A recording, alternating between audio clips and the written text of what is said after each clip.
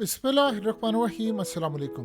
हकीकत TV science and health में खुश आमदीद। इस वक्त सबसे बड़ी सूरत हाल ये पैदा हुई है कि जो मीटिंग्स इस वक्त जारी थी ईरान में, वो मीटिंग्स दी एंड हो रही हैं और फैसला ये हुआ है कि ईरान, लेबनान, इसी तरह हर सूरत, यमन, इराक, के सारे मिलकर हमला करेंगे। लेकिन एक बड़ी डेवलपमेंट ये सामने आई है कि जो हमला ईरान करेगा, असल में वो हमला रोकने के लिए जॉर्डन ने अमेरिका को, बरतानिया को और इसराइल को ग्रीन सिग्नल दे दिया है कि जो मिसाइल ईरान का हमारी स्पेस से होकर गुजरेगा या फिर किसी भी तरह से कोई मिसाइल हो, कोई रॉकेट हो, कोई ड्रोन हो, हम उसको तबाह करेंगे और हर सूरत ये होगा। ईरान ने लास्ट टाइम वार्न किया था जॉर्डन को कि अगर आपने ये गलती की तो फिर हम आपको बताएंगे कि सारी सूरत हाल में लड़ाई कहते किसको है।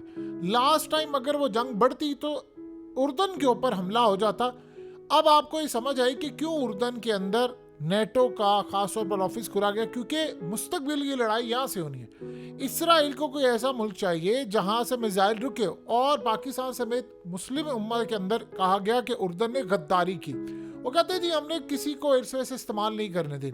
अब सीन ये हुआ है कि ईरान इस वक्त हमला करने से पहले उनके आर्मी चीफ ने कहा है हमला करने के लिए हम जा रहे हैं। उन्होंने कहा कि पूरी तैयारी है, हमला हम करेंगे चारों तरफ से, और ऐसा हमला होगा कि इसराइल इस सारी सूरत हाल को मैनेज नहीं कर पाएगा। यानी आप ये सोचें कि इस दफ़ा जो इस्माइल हानिया पर हमला हुआ है, अब आप ये सोचें अमेरिका ने एक ऐसा इंकशाफ किया है जो बड़ा हैरान कुन है। उन्होंने कहा है कि इस्माइल हानिया को जो हमला किया गया वो मिसाइल से नहीं किया गया। अब तीसरी थ्योरी पेश किया अमेरिका ने। उन्होंने कहा कि जहां पर इस्माइल हानिया रह रहे थे, जब इन्होंने ईरान के प्रेसिडेंट को मारा गया या गिराया गया या खुद ही हादसे का शिकार हुए, अब इस सारी सूरत हाल में आपको पता चलेगा मुस्तकबिल में क्या हुआ। वो कह रहे हैं कि वहां पर जो मामला सामने आया वो बड़ा हैरान कुन है, और मामला ये था कि जहां पर वो मौजूद थे वहां पर एक डिवाइस लगाई गई थी, जिसके बाद वो फटी और इस्माइल हानी और बॉडीगार्ड उसका मारा गया।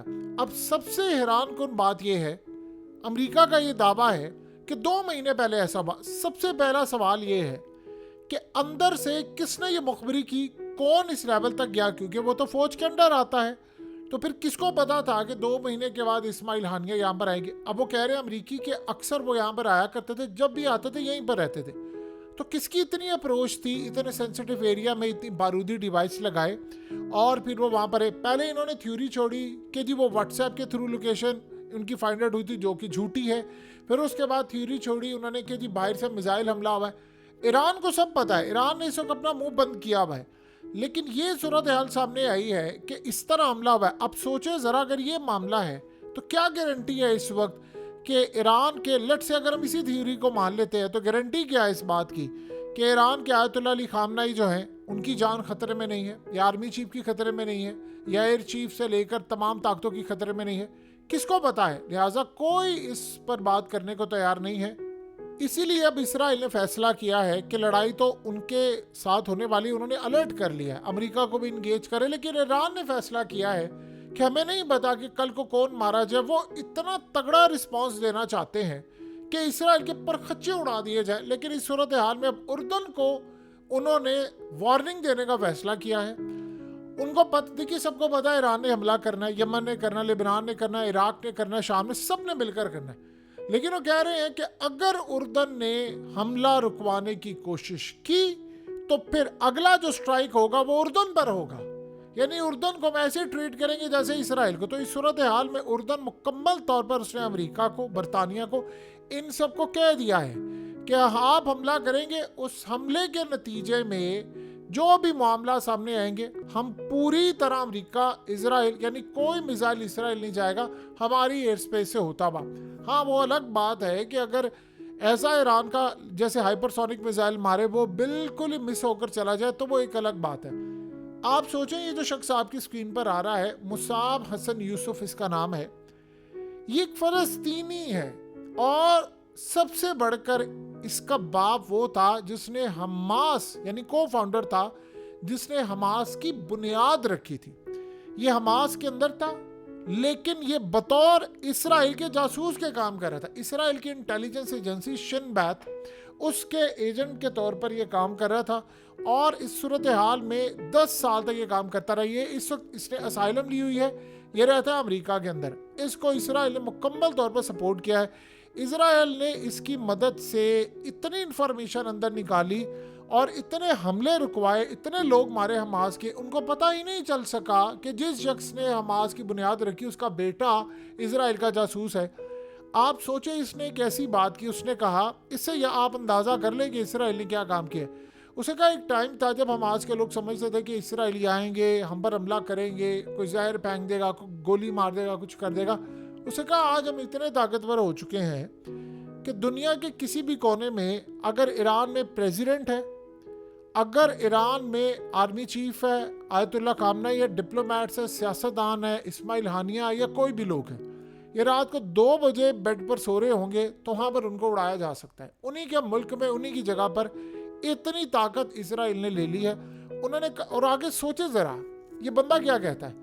कहता है अभी तक ईरानी ये समझ रहे हैं कि ईरान के प्रेसिडेंट का जो हेलीकॉप्टर है वो बाय चांस इत्तफाकन हादसे का शिकार हुआ है, जो कि वो बेवकूफ़ बना रहे हैं और सबको पता है कि वो कैसे मारा गया है। उसने इंडिकेट करके बता दिया है कि असल कहानी क्या है, कहाँ तक पहुँचे हैं। यानी वो असल में इनडायरेक्टली ये कह रहा है कि ताकत हमारी इतनी ज़्यादा हो चुकी है इसराइल की कि हम प्रेसिडेंट को भी मार सकते हैं, हम चाहते हैं तो इस्माइल हानिया को भी मार दें। हमने लिबनान के अंदर यानी फवाद शुक्र को भी मार दिया और फिर उसके साथ उसने कहा जी हमने हर एक को ठिकाने लगाया है। और कहता है कि अब हमारी सूरत हाल बड़ी अगले लेवल तक चली गई है, अब हमें कोई शिकस्त नहीं दे सकता। अब इस सूरत हाल में इसराइल को पता है अब वो कर क्या रहे हैं, वो प्लान कर रहे हैं और प्लान करते हुए उनको इस बात का अच्छी तरह अंदाज़ा है कि इस सारे सिनेरियो में हमारे ऊपर क्या बीती, कहीं ये हमारा प्लान लीक होकर आगे तो नहीं चला जाएगा।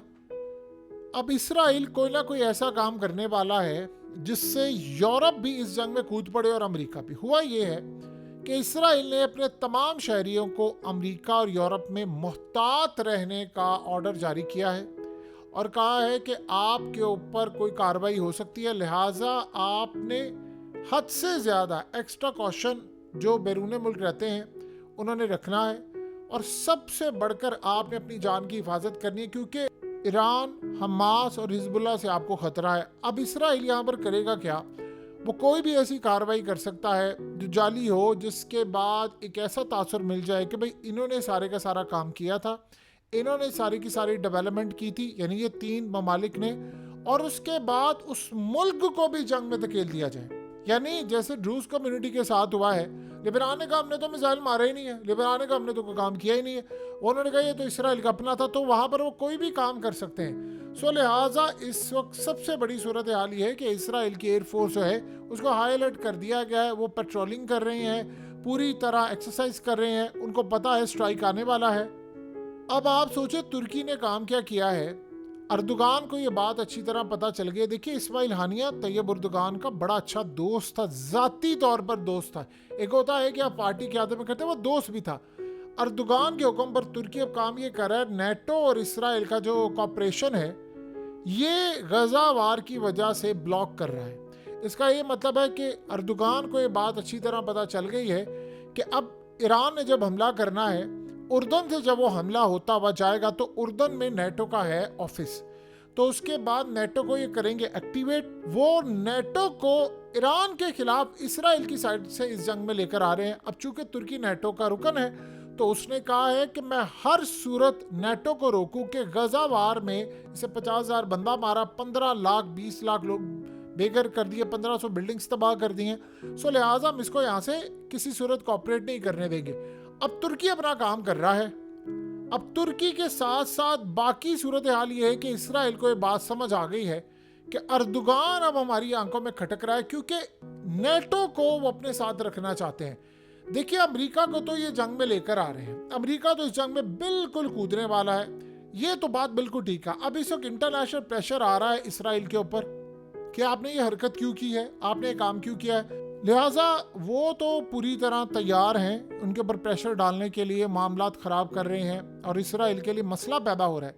लेकिन नेतन्याहू ने जो मीटिंग की है फौज के चीफ और तमाम लोगों के साथ, उसमें उसने एक बात मेक श्योर की है। उसने कहा मैं आप सबको ये कह दूं, नेटो आए या ना आए, आपने हमला हर सूरत रोकना है। हम ये ना सूरत हाल देखें कि जिस तरह पहले ईरान ने हमला किया था और निवातम बेस हमारी उड़ी थी, हम इस दफा नहीं चाहते। हम चाहते हैं कि आप हर सूरत इस हमले को रोकें। देखिए नेतन्याहू इतना कॉन्फिडेंट है, उसको ये बात पता है कि हमारे हाथ इतने लंबे हो चुके हैं कि हम चाहें तो ईरान के प्रेसिडेंट को ठिकाने लगा दे, किसी लीडर को भी मार दे। सोचो अगर इस्माइल हानिया को वो उनके हार्ट में घुसकर, फौज के कंपाउंड में घुसकर मार सकते हैं, तो वो जाहिर सी बात है किसी को भी मार सकते। अब सिक्योरिटी किसने देनी होती है? कमांडोज ने या फौज ने देनी होती है? जब फौज के अंदर ही उनके लोग बैठे हुए हैं तो फिर क्या कर सकते हैं? ईरान इस सारी सूरत हाल में अंदर खाते कार्रवाइयां बेशक करता रहे, लेकिन एक बात तय है कि ईरान की जो सिक्योरिटी है, जो यहां तक पहुंच सकते हैं, वो एटमी राजों तक भी पहुंच सकते हैं।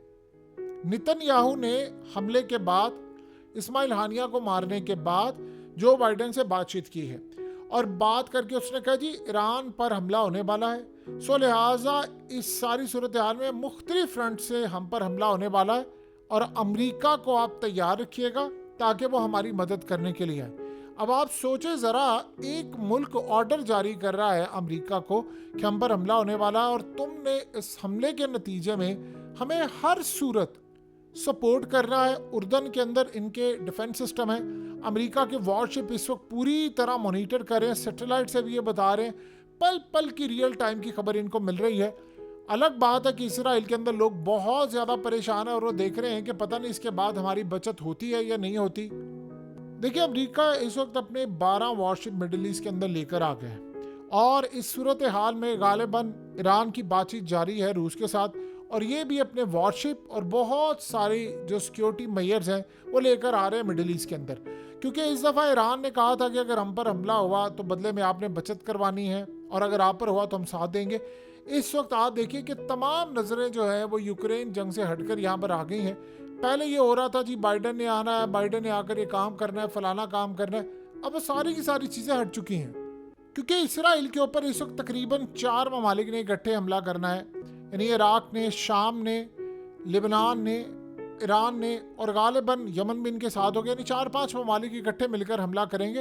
हो सकता है शाम इसमें बाद में है, लेकिन 4 ममालिक तो कम से कम तय है कि उन्होंने एक साथ हमला करना है। अब जब ये हमला होगा तो उसके बाद असल बात ये होगी कि क्या इसराइल खुद पर भी कोई जाली कार्रवाई कर सकता है, क्योंकि वो करके कह दे कि अब मुझ पर हमला हो गया लिहाजा आपने मदद करनी है। देखिए जहाँ तक जॉर्डन की बात है, उर्दन को ये बात अच्छी तरह समझनी चाहिए कि इस वक्त ईरान का मसला ये है कि वो गुस्से में है, शदीद गुस्से में है, क्योंकि जो हमला इस दफ़ा उनके साथ हो चुका है ये वो नहीं था कि शाम के अंदर उनकी एम्बेसी पर हमला हुआ है, ये उनके हार्ट में जाकर हमला किया और उसका बदला अगर उन्होंने ना लिया तो उम्मत मुस्लिमा के अंदर ये बात आई कि ईरान का जो इस वक्त यानी धावा था, बोला हुआ था, वो सारे के सारा गिर जाएगा। देखिए सबसे बड़ा मसला ये है कि इसराइल ने प्लान ये किया है कि जैसे ईरान हमला करे उर्दन से हम इसको रोकें, जितनी भी कोशिश करें मुसलमानों को आपस में लड़ा दें।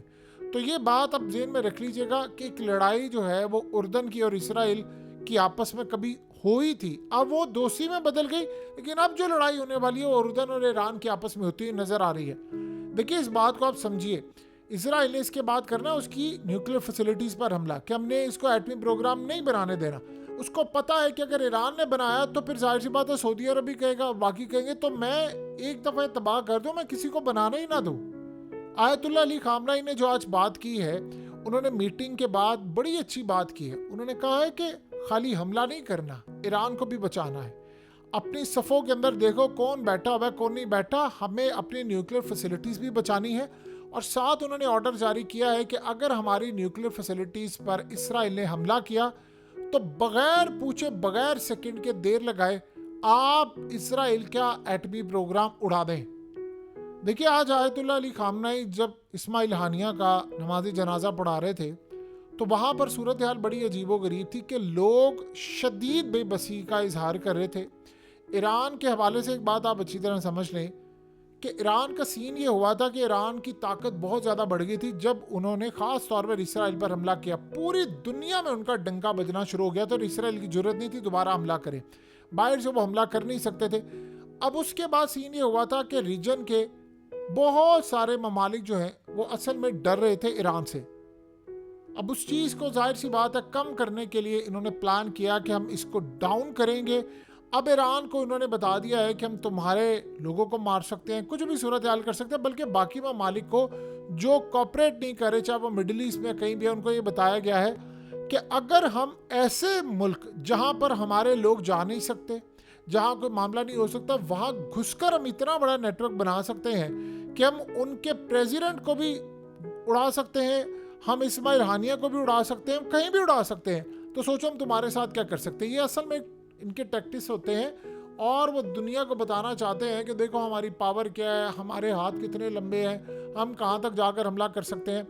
सो इस सारी सूरत हाल के अंदर उर्दन को तैयार रहना चाहिए कि अगर वहाँ से सूरत हाल ख़तरनाक होती है तो फिर ईरान ने डायरेक्ट स्ट्राइक उर्दन पर भी कर देना है। और उर्दन के मामले के बाद जो अर्दोगान अब कर रहे हैं, उनको समझ आ गई है कि इन्होंने प्लान ये किया है कि उर्दन पूरी तरह नेटो को संभालेगा, लेकर आएगा और उसको ईरान और बाकी ताकतों के खिलाफ इस्तेमाल करेगा। देखिए अनकरीब वो टाइम आने वाला है कि तुर्की को नेटो से निकाल दिया जाएगा। इसराइल की पावर इतनी ज़्यादा है कि वो किसी भी वक्त ये काम कर सकते हैं।